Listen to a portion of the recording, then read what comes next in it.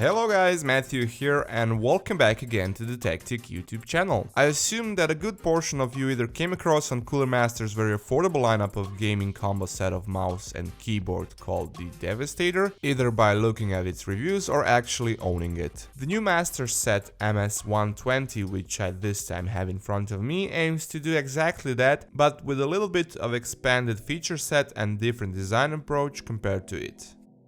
Opening up the box, there's not that much to it except the user manual, but of course you'll also be greeted by the keyboard and mouse itself. As you can see, both of them support a very clean looking and simple design approach, which is a pretty common trend nowadays, not to complicate too much, and a step away from the Devastator and Octane series. The build quality is pretty good, the keyboard feels very sturdy and heavy, with a decent build quality to the touch, although it's completely made out of plastic. On the back side you'll find a clean surface with 2 rubber paddings on the bottom edge and 2 rubberized stand-up feet on the top edge. The mouse is a bit lighter, weighing in at just about 100 grams, but it also doesn't feel cheap in hand. It gets to have a bit out of the ordinary design and not being just your plain cursor dragger on account of its protruded and contoured right side for resting your ring finger onto it. Based on its non-symmetrical design and having the side buttons on the left side only, this model with its physical characteristics only supports right hand use. One place where they've made some obvious save in terms of production costs is with cables, where we have these pretty plain rubber and thin looking ones, but at least we got this cool little colored USB connection detail. Keyboard's layout is as common as you can get it. Cooler Master played a bit with the design of LED indicators for caps lock, num lock and other above the numpad portion, while although we don't have any dedicated multimedia keys, we do have a function key which in combination with top row keys lets you do your basic actions among other stuff, but more on that later on. What's most interesting about this keyboard is that it has a hybrid type of switches, which is a combination of mechanical key actuator and a membrane surface which registers the key press. This kind of setup mimics a mechanical clicky sound and feel of a true mechanical keyboard, while Cooler Master actually calls them mechanical switches. This particular solution is very clicky and loud. It reminds me a lot of the Cherry MX Blue switch, and yes, it really gives you that feel of using a mechanical switch.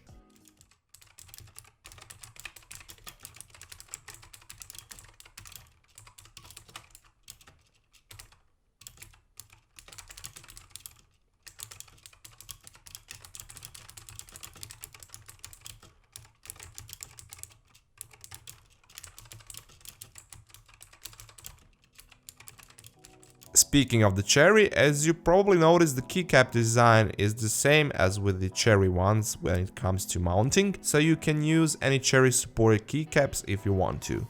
The travel distance of the keys is 3.8mm with 1.8mm actuation point, while the actuation force is very similar to the Cherry MX Red switch, although a bit more force is needed, 50 grams instead of 45 grams, but overall very easy to press down, so it gives it a so to speak fast feel. The keys themselves are not recessed into the keyboard's housing, so the white membrane surface is picked up really easy from the outside, giving it a little bit of contrast in terms of the design and letting the keys get a really noticeable underglow.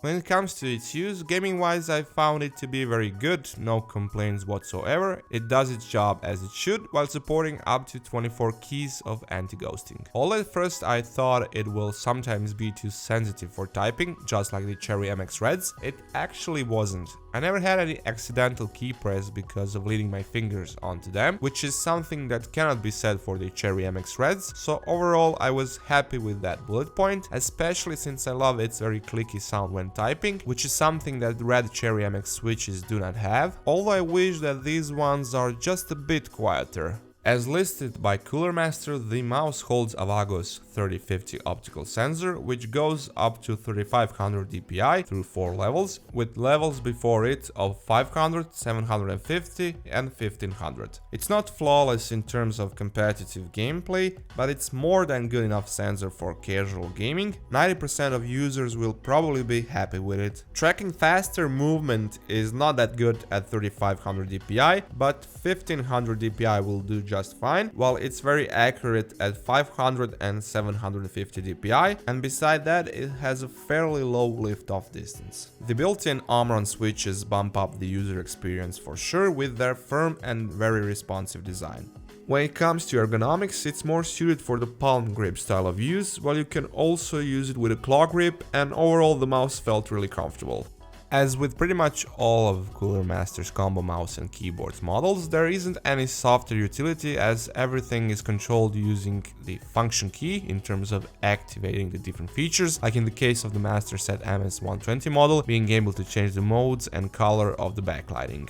As you've probably noticed by the B-roll shots, the keys have a full per key RGB backlighting, and the range of possible adjustments is really broad, starting with the brightness of course, onto your regular working modes like solid, rainbow effect, breathing effect, ripple effect, and so on. You can change the color by adding and combining 5 levels of red, green and blue color, which can sort of be a difficult process when trying to get the right color, but bottom line there's a total of 9 different colors and not 16.8 million as you would expect to get from the RGB spectrum. Another 2 additional keys let you set the speed of certain effects or change its flow direction.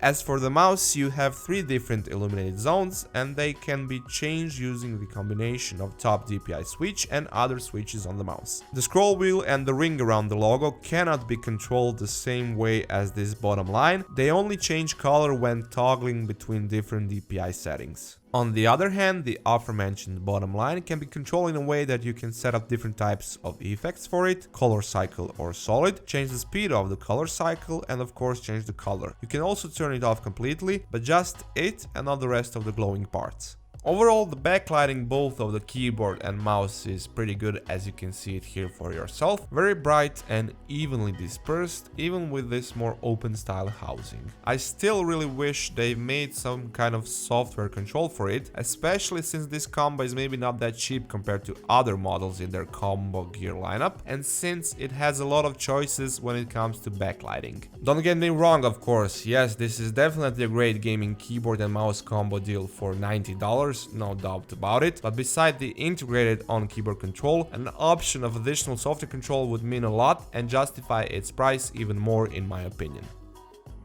That's it guys for this time from me. Thank you once again for watching. Feel free to toss me a thumbs up if you like what you saw, that really helps me a lot. Leave a comment down below if you have any questions about this product or if you want to leave your suggestions, and of course feel free to subscribe for content further down the line, or you can just check out some of my other videos from before. Until then, catch you later guys.